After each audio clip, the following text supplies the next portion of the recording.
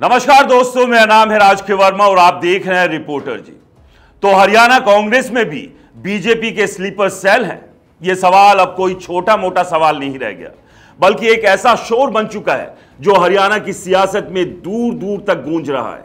निकाय चुनाव में कांग्रेस की जो दुर्गति हुई है वो किसी सियासी थ्रिलर फिल्म के उस क्लाइमैक्स जैसी है जहां हीरो को पता ही नहीं कि दुश्मन उसके अपने घर में बैठा है।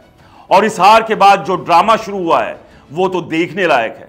सूत्रों की माने तो राहुल गांधी का गुस्सा 7वें आसमान पर पहुंच चुका है। कहते हैं वो इतने नाराज है कि एक पूरी लिस्ट तैयार कर ली है। ऐसे बड़े नेताओं के नाम जो बाहर से तो कांग्रेस की वफादारी का ढोल पीटते हैं, लेकिन अंदर खाने बीजेपी के लिए चौकीदारी करते नजर आते हैं। हरियाणा में कांग्रेस की हालत कोई नई बात नहीं है। पहले भी पार्टी के अपने ही लोग एक दूसरे पर बीजेपी का एजेंट होने का इल्जाम लगा चुके हैं, मगर इस बार का मामला कुछ ज्यादा ही गंभीर है। निकाय चुनाव में हार का आलम ऐसा कि कांग्रेस का झंडा ढूंढने से भी नहीं मिल रहा। कार्यकर्ता मायूस, नेता खामोश और जनता है कि पूछ रही है कांग्रेस गई कहां। ऊपर से एक खबर कि राहुल गांधी ने अब ठान लिया है कि महाराष्ट्र, गुजरात और बिहार की तरह हरियाणा में भी गद्दारों को बाहर का रास्ता दिखाना जरूरी हो गया है। सूत्र बता रहे हैं कि राहुल की नजर उन स्लीपर सेल्स पर टिकी है जो कांग्रेस की नैया में बैठकर बीजेपी का भला करने में जुटे हैं। अब जरा इस सियासी नाटक को गौर से देखिए। एक तरफ कांग्रेस अपनी हार का ठीकरा कभी ईवीएम पर फोड़ती है, कभी कार्यकर्ता की सुस्ती पर और कभी कई नए बहाने बना देती है। लेकिन सवाल यह उठता है कि हरियाणा कांग्रेस सचमुच बीजेपी की बी टीम बनकर रह गई है या फिर यह हार को छिपाने की एक और नाकाम कोशिश है।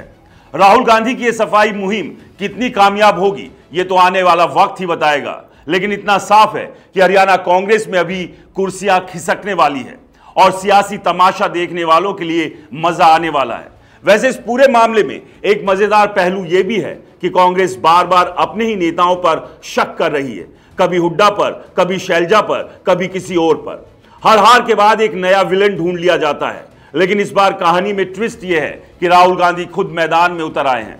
सूत्रों की माने तो उनकी लिस्ट में कुछ ऐसे दिग्गजों के नाम हैं जिन्हें देखकर शायद हरियाणा कांग्रेस के कार्यकर्ता भी चौंक जाए।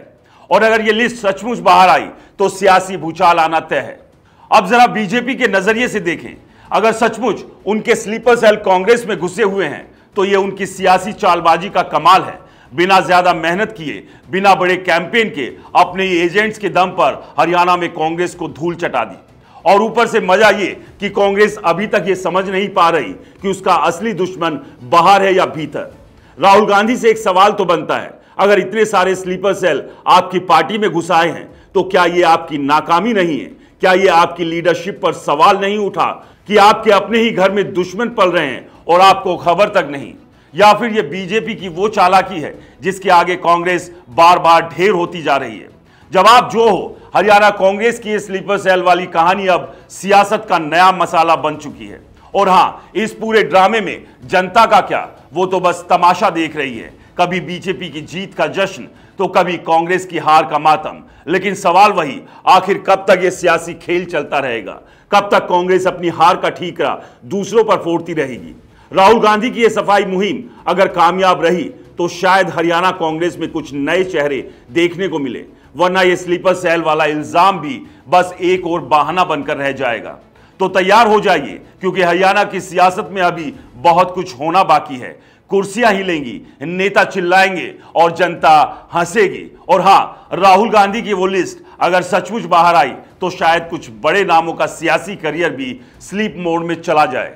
देखते हैं अगला एपिसोड क्या मोड़ लाता है। तब तक के लिए पॉपकॉर्न तैयार रखिए, क्योंकि हरियाणा कांग्रेस का ये ड्रामा अभी खत्म होने वाला नहीं है।